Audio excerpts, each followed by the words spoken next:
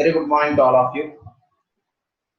Today we are going to discuss about the alternator at load condition, the performance of alternator at load condition, and the performance equations of alternator when load is connected to the alternator.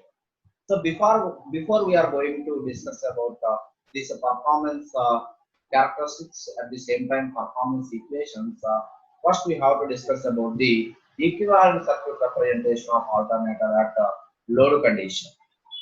So here, what is the equivalent circuit representation of alternator at a load condition means? Alternator is on load means the load is connected to the alternator. When load is connected to the alternator means what happens? The starter terminals are closed with a load connection.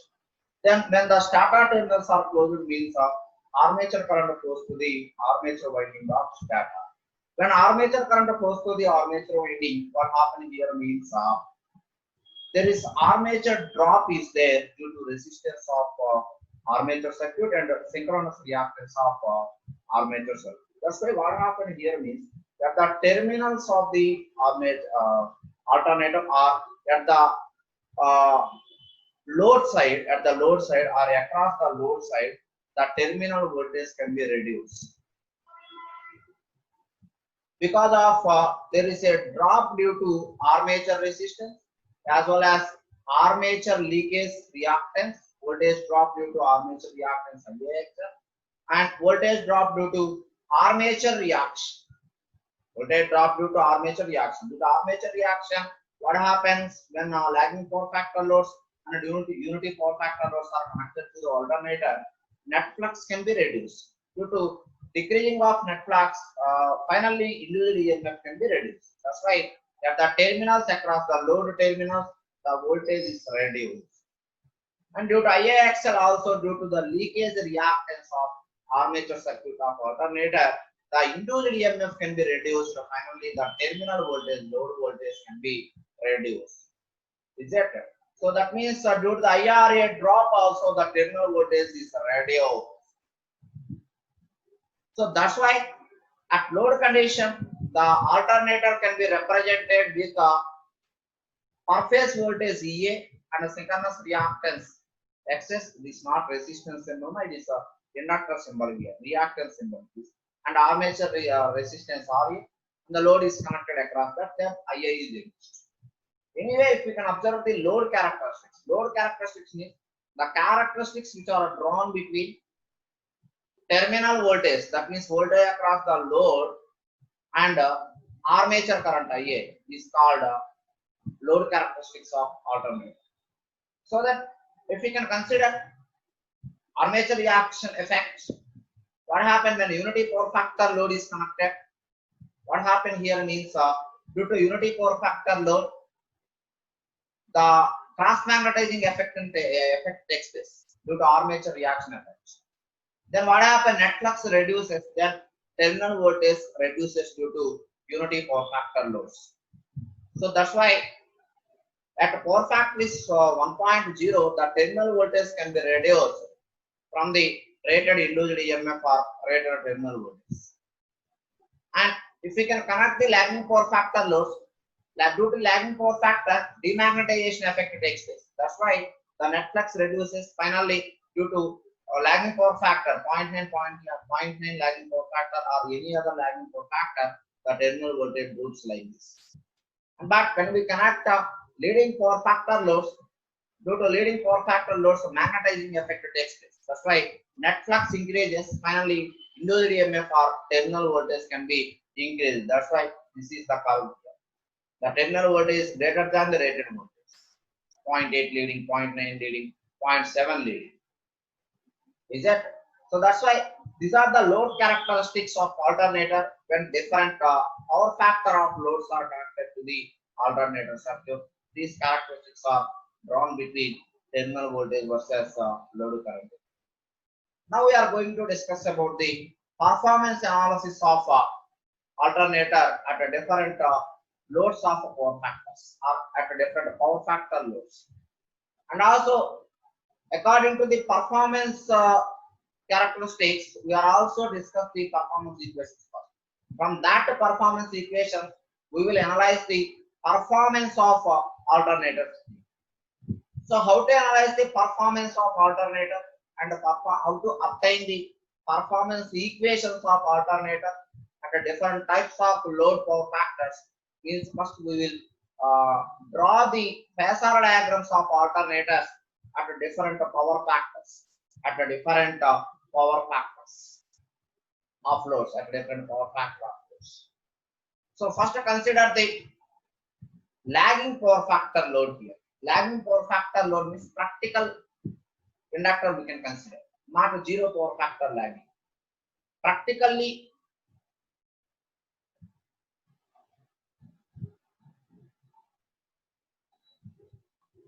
so practical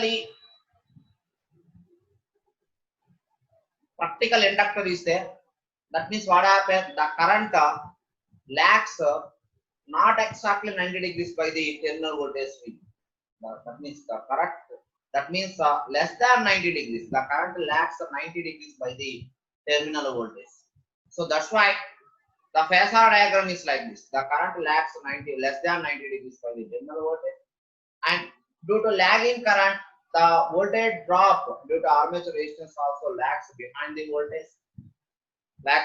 voltage.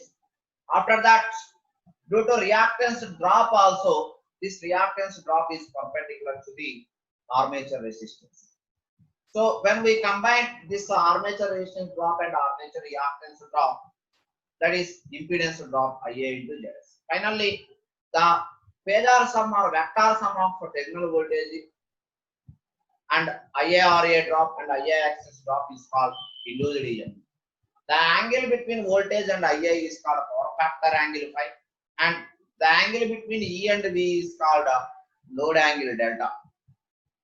So from this, E is equal to V plus Ia into Zs.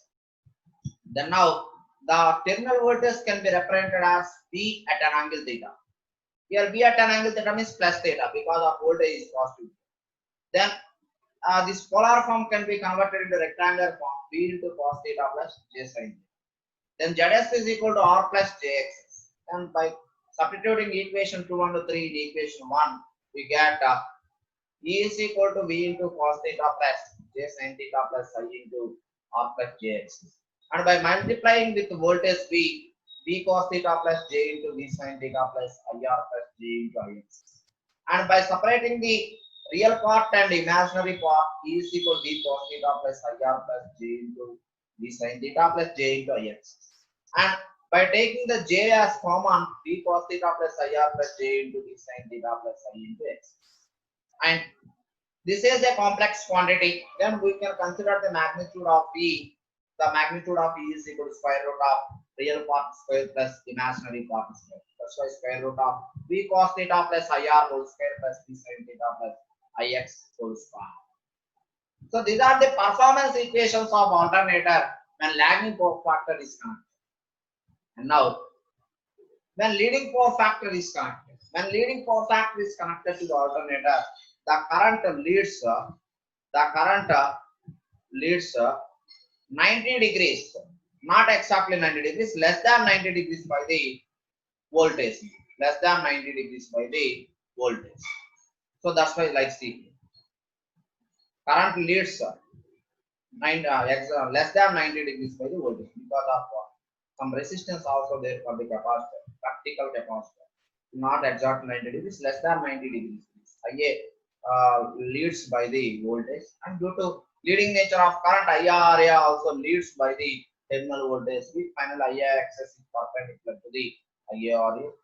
Then the vector sum of terminal voltage V, armature resistance drop IaRa and Ia axis reactance drop is called induced EMF. So that's why E is equal to V plus I into Zs. And now here what happened? V is a negative because of in case of lagging, V is 90 degrees by the current. V lead by the current, but in case of leading power factor, I lead by the voltage. That's why here V at an angle minus theta here it is. V at an angle minus theta, that's why V cos theta minus J sin theta.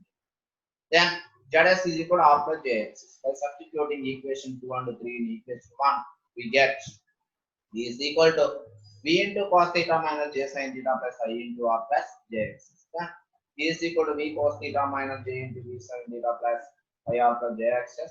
Then by separating the real part and imaginary part, V is equal to V cos theta plus I R minus J into V sin theta plus J into Ix. Then we can common this J value. V is equal to V cos theta plus I R minus J. Then it is V sin theta minus I into X. Then finally we got the magnitude value. It is square root of real part square plus imaginary part. That means E is equal to square root of V cos theta plus I R whole square plus V sin theta minus IXS whole square. So these are the performance equations where leading power factor load is connected to the alternator. And now when unity power factor load is connected to the alternator, then simply at unity power factor cos theta is equal to 1. Then what happens is equal to V plus IR whole square square root of cos theta is equal to 1 means V plus IR whole square.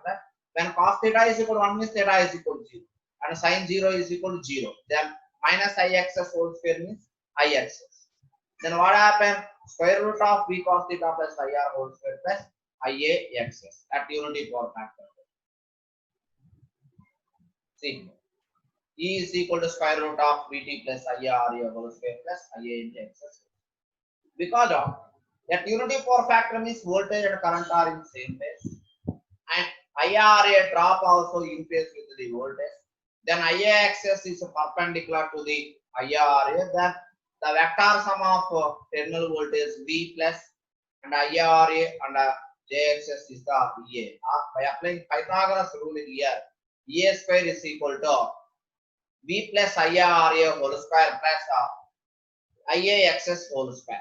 And then E is equal to square root of V plus IRA whole square plus IAXS whole square. That's why when unity power factor load is connected, this is the performance equation.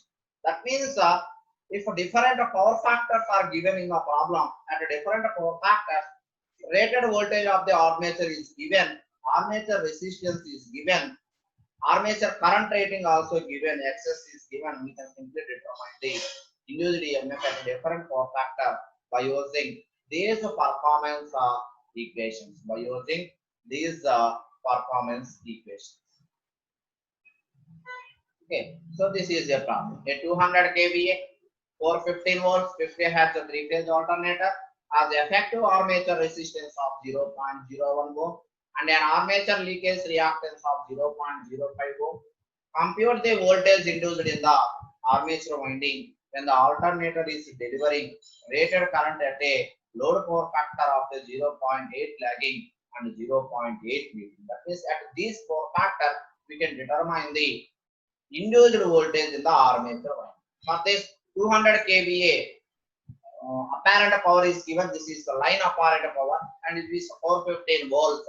Line voltage is given. From that S is equal to root 3 VL IL. From that apparent power S is equal to root 3 VL into IL. S is equal to 200 kVA, that means 200 into 10 cube.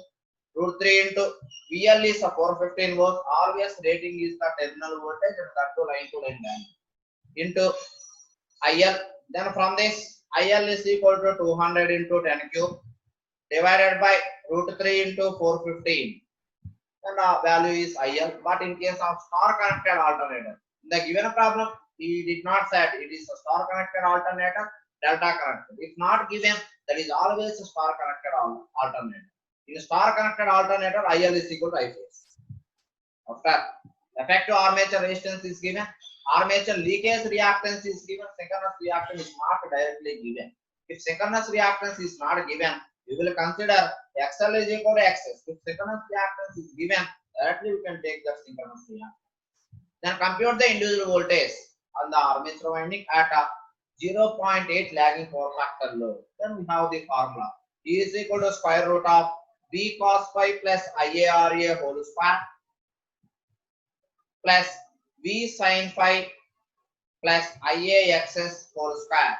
For this here, E is the induced EMF per phase value they can determine, and V is nothing but the terminal voltage per phase. But in the given problem, line value is given.